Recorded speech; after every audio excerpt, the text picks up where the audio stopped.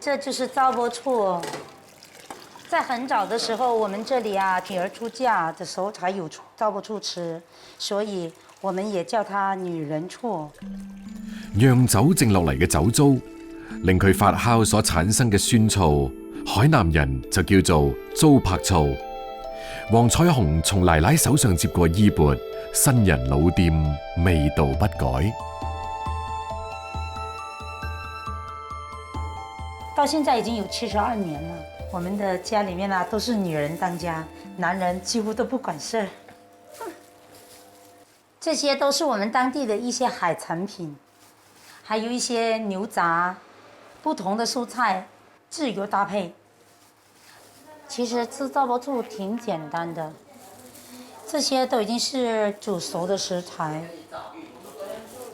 最后再加点海菜就差不多了。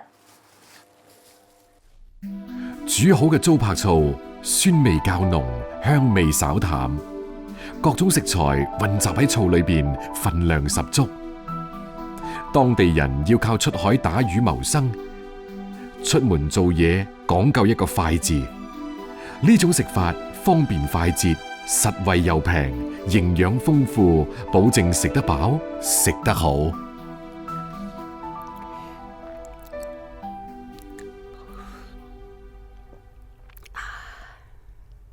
我们从海口来的，特意驱车100公里来吃这个糟粕醋，非常好吃。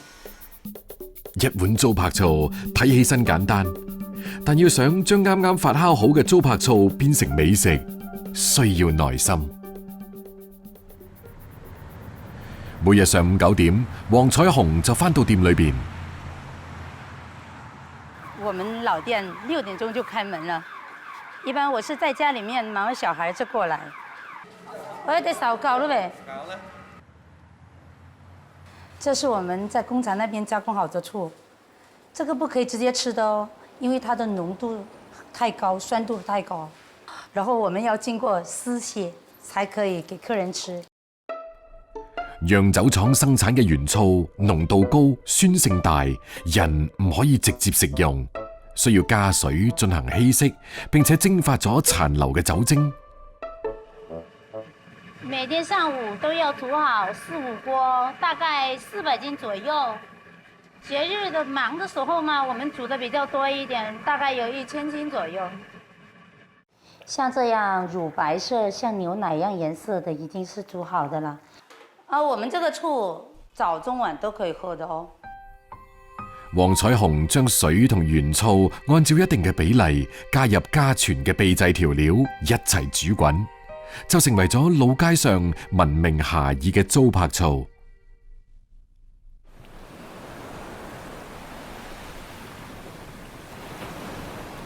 海南屬熱帶季風島嶼型氣候，終年濕熱，酸可以提振食慾，促進胃口，更能夠替代鹽，保持體內電解質平衡，係重體力勞動者恢復體力嘅飲食密碼。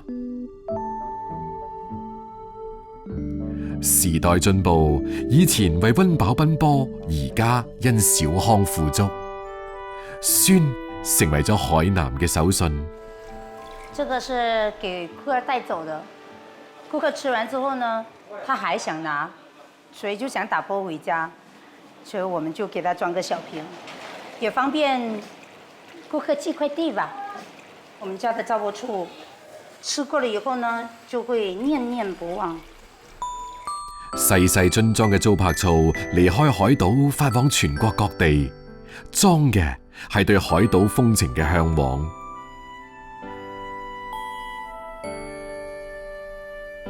喺糟粕醋嘅多種食材裏邊，有一種被稱為海菜嘅藻類，黃彩虹總係願意自己動手去採集。我們能自己撈就過來自己做嗎？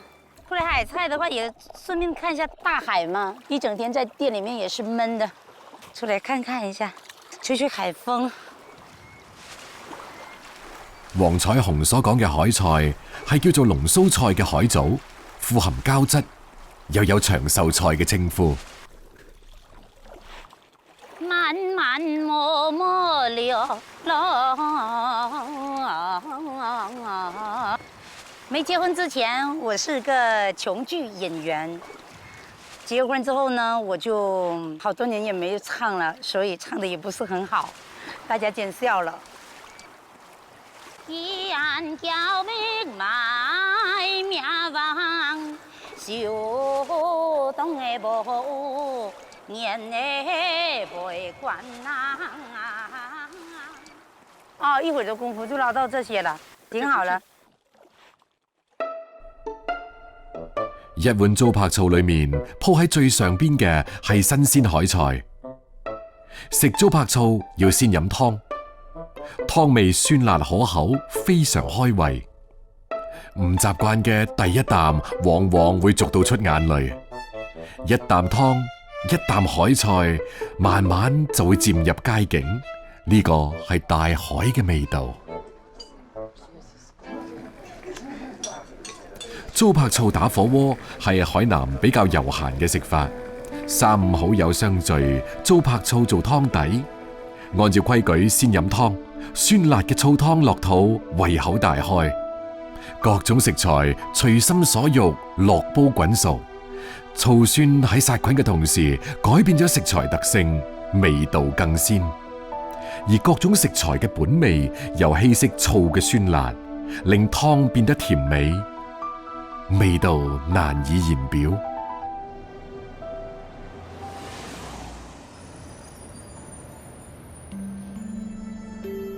晚黑9點，忙咗成日，黃彩虹終於可以坐落嚟食一碗自己店嘅糟粕醋解乏。佢知道，聽日新嘅遊客又會推門而至，前輩傳承嘅味道亦會迎嚟新嘅一日。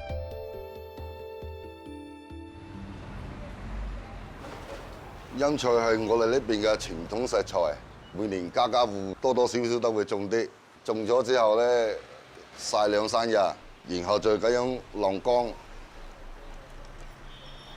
每年嘅農曆10月，南方入秋，天高雲淡嘅好時節，亦係東莞東坑鎮晾陰菜嘅好日子。牛展切細片，陰菜分段。入沙煲燜煮2個鐘頭，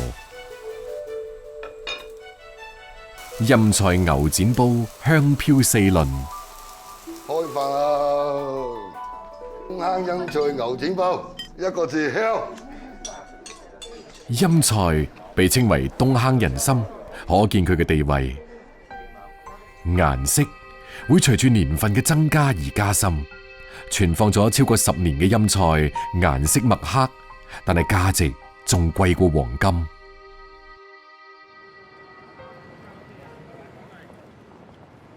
呢張咧就係我設計嘅東莞嘅美食地圖啦。每個鎮區咧有自己嘅傳統同埋地道嘅食材。呢個係一份關於東莞嘅另類地圖，味覺嘅蹤跡、風土嘅線索，都被袁拱照一筆一畫妥貼保存。袁拱照1988年就進入餐飲行業，見到東莞工廠越嚟越多，城市越嚟越大，但係手藝同食材就慢慢消失。好多外地人嚟到東莞啦，就能夠食到全國各地嘅嘢，你反而食唔到本地傳統嘅美食，所以就想開間餐廳咧，俾顧客可以食到各個鎮街唔同嘅傳統嘅特色嘅東莞菜。呢個世界工廠嘅核心地帶，仲隱藏住點樣嘅味覺記憶？袁拱照決定做東莞傳統美食嘅隨下客。陰菜咧號稱呢個東坑人參啊！如果有啲年份嗰啲更加珍貴無比。如果今日揾到咧，買多啲翻去，都好多客喎。係啲12年嘅呢種。哇！呢啲可以喎，呢啲啊。真係好香喎！係啊！啊，呢咁靚，可唔可以養啲俾我啊？你如果話唔係要好多㗎，好似嘅。尋古訪今嘅成果，最終要喺餐台上展示。陰菜同牛展，除咗燜之外，袁拱照嘗試煲湯。牛展切厚片，10年陰菜浸軟切段，同瘦肉、排骨一齊蒸燉4個鐘頭。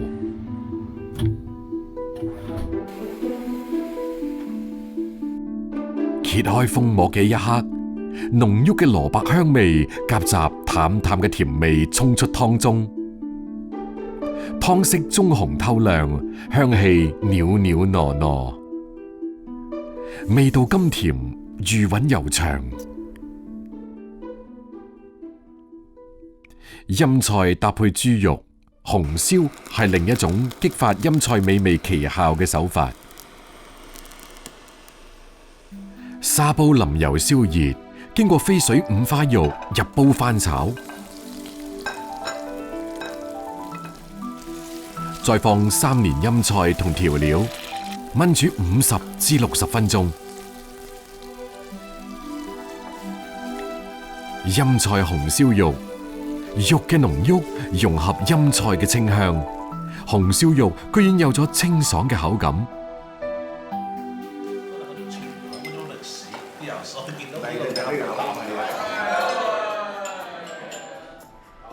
人參價值以年為單位，陰菜製作同樣繁瑣耗時。9月已經係秋分節氣，但係東莞絲毫冇入秋嘅跡象。喺一片工業園區包圍嘅空地上，盧德光種嘅爬齒蘿蔔正喺度經歷一場生死考驗。呢個爬齒菜咧就細發熱嘅時候咧就最怕有呢啲蠶蟲啦。呢啲蟲咧佢一個晚上殺好多脆葉噶。這個效果挺好，這個就不是農藥啦。盧德光係土生土長嘅本地仔，耕種係家傳手藝。2000年左右開始專門種爬齒蘿蔔。呢種細蘿蔔要想種得好，土地係關鍵。呢啲蘿蔔仔咧，一般用嘅係沙土地啊，同埋嗰個農氣地咧，土質咧係偏紅色嘅。呢啲泥比較疏鬆嘅呢啲泥。東莞係珠三角中心城市之一，到處都係工業園。喺寸土寸金嘅城市裏面，要揾到一塊符合種植爬齒蘿蔔嘅農氣地，真係唔容易。盧德光都加倍珍惜。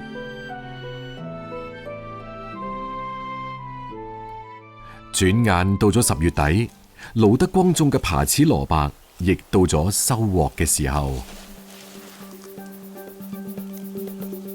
蘿蔔要香香淋炆，唔好咁大力，咁樣咧就唔容易整傷人皮。一斷咗嘅話咧，又影響嗰個品質嘅。好似呢個蘿蔔仔，雖然唔係好大隻，但一炆斷咗咧就冇乜商品價值啦。即係等於就係嗰個次品嚟㗎啦。呢啲就種咗20畝。5萬2斤、6萬斤左右啦。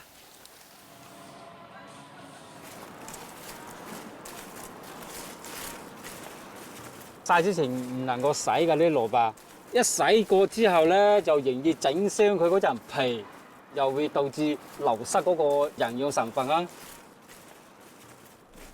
曬足5日，爬齒蘿蔔脫咗一半有多嘅水分，再轉移到屋檐下吊掛。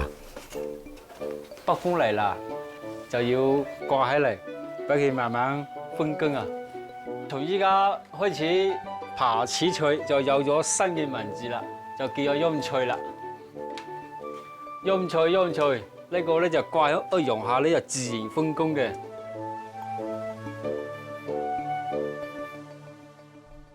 只有空氣乾爽，蘿蔔嘅水分先至能夠被緩緩抽乾。所含嘅糖分、氨基酸等營養物質被穩定咁儲存落嚟，陰乾之後，爬齒蘿蔔嘅形體同重量縮水變身，色澤赤黃，變成咗樹根咁嘅乾條狀，並且具有濃郁嘅蘿蔔乾香味。呢個係時間沉澱嘅食物，無為好靜，緩流慢蕩。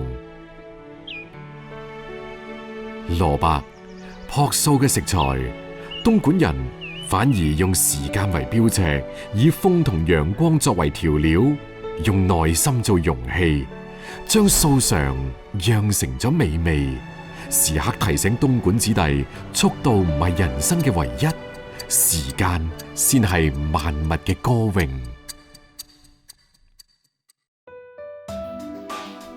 古城、老街、古村落，嗰啲百年前嘅長磚、牌坊、巷陌，嗰啲沉澱喺食物裏面嘅悠悠鄉愁，安靜咁守候遊子嘅歸來。